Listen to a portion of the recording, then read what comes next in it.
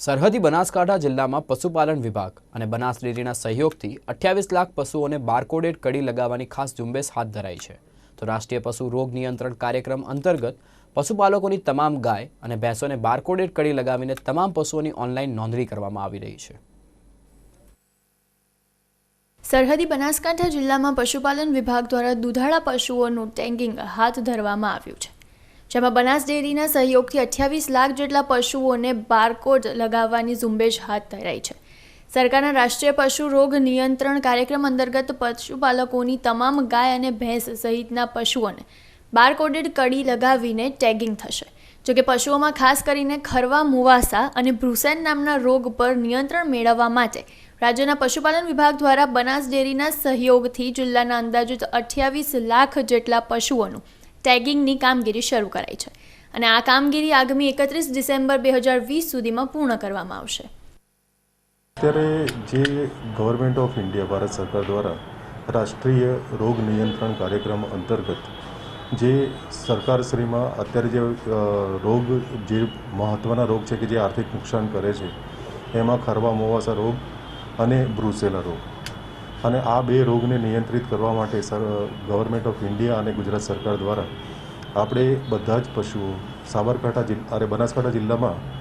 આપણે જે 28 લાખ ગાય અને ભેંસ વર્ગનું પશુધન છે એના ઘરે ઘરે જઈ અને કડી મારી અને એનું આઈડેન્ટિફિકેશન કરવાનું થાય છે અને એ આઈડેન્ટિફિકેશન કર્યા બાદ એને ઇનાફ પોર્ટલ જે છે NDDBનું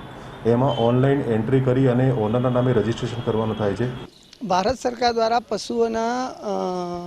આરોગ્ય સંબંધિત યોજના મુજબ ટેગિંગ અને બારકોડની જે કામગીરી ચાલી રહી છે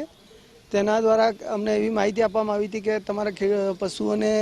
જરૂરી સારવાર અને રોગના લક્ષણો વિશેની માહિતી તમને આપવામાં આવશે અને એ માટે અમે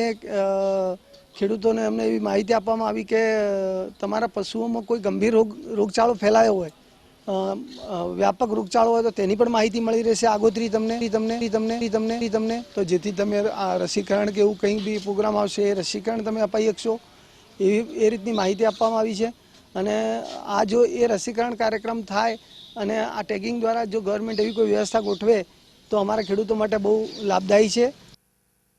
બનાસકાંઠા જિલ્લા પશુપાલન વિભાગની 90 ટીમો કામે લાગી છે, જ્યારે બનાસ ડેરીના 1100 જેટલા કર્મચારીઓ પણ આ કામગીરીમાં જોડાયા છે અને માઇક્રો પ્લાનિંગ દ્વારા આ પશુઓના ટેગિંગની કામગીરી થશે અને કોઈ પણ પશુ આ બારકોડની પ્રક્રિયામાં રહી ન જાય તે માટે પશુપાલકોને બનાસકાંઠા જિલ્લા નાયબ પશુપાલન નિયામક દ્વારા અનુરોધ કરવામાં આવ્યો છે, જેના થકી ભવિષ્યમાં પશુ ઉત્પાદન, આરોગ્ય અને રોગ અટકાયતી પગલાંની માહિતી અપડેટ થશે તેમજ આંતરરાષ્ટ્રીય ક્ષેત્રે પશુ પેદાશોના પોષણક્ષમ ભાવો સાથે નિકાસ પણ સહેલાઈથી થશે, જેનો લાભ પશુપાલકોને મળશે। સંજય જોશી, નિર્માણ ન્યૂઝ, બનાસકાંઠા।